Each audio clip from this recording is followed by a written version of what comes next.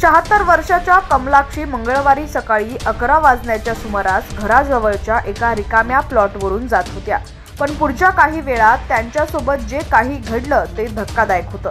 कारण पुढचे 5 तास कमलाक्षी आयुष्याशी झुंज देत होत्या. घरकाम करणाऱ्या कमलाक्षी गाळानं भरलेल्या भागात बुडाल्या. चिखलामध्ये त्यांची मान पूर्णपणे अडकली. हा गाळ इतका घट्ट होता की कमलाक्षी यांना हातपायही हलवता येत नव्हते. कोट्टाराम जंक्शनच्या मराडू भागात सेंट ऑटोनी रेडवर बांधकाम साईटचं डम्पिंग यार्ड आहे. इथेच कमलाक्षी अडकल्या. शेजारून जाणाऱ्या दुसऱ्या महिलेला कामाक्षी यांच्या हाताची हालचाल दिसली.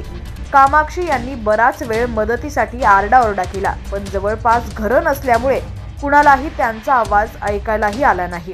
बराच काळ किंचाळल्यानंतर कामाक्षी यांच्या तोंडातून एक शब्दही फुटेनासा झाला. अखेर दुपारी 3:45 सुमारास या परिसरात राहणाऱ्या एका महिलेला घराच्या गच्चीवरून गाळात अडकलेला एक हात दिसला. घराच्या गच्चीवर कपडे वाळत टाकण्यासाठी झीनत तिथं आल्या होत्या. झीनतने तातडीनं ही बाब शेजारच्या लोकांना सांगितली आणि सगळ्यांनी घटनास्थळी धाव घेतली. दोरीच्या साह्यानं कमलाक्षीला वाचवण्याचे प्रयत्न केले गेले, पण यात त्यांना यश आलं नाही. अखेर अग्निशमन दलाला बोलवण्यात आलं. दुपारी 4:10 सुमारास अग्निशमन दल घटनास्थळी दाखल झालं. दुपारी 4:30 वाजण्याच्या सुमारास अग्निशमन दलाच्या जवानांनी शिडी आणि दोरीच्या साह्यानं कमलाक्षी यांना चिखलातून बाहेर काढलं. कमलाक्षी यांना ही जागा पक्क्या जमिनीसारखी दिसली असावी, त्यामुळे कमलाक्षी इथून चालत गेल्या असाव्यात असा अंदाज अग्निशमन दलाकडून व्यक्त करण्यात आलाय.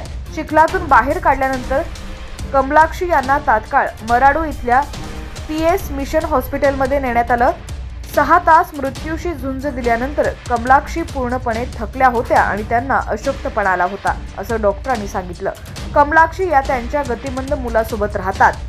तसंच त्या कुटुंबातील एकमेव कमवत्या सदस्य आहेत. चिखलातून बाहेर काढल्यानंतर कमलाक्षी यांच्यावर पाण्याचे फवारे मारण्यात आले आणि त्यांना स्वच्छ करण्यात आलं.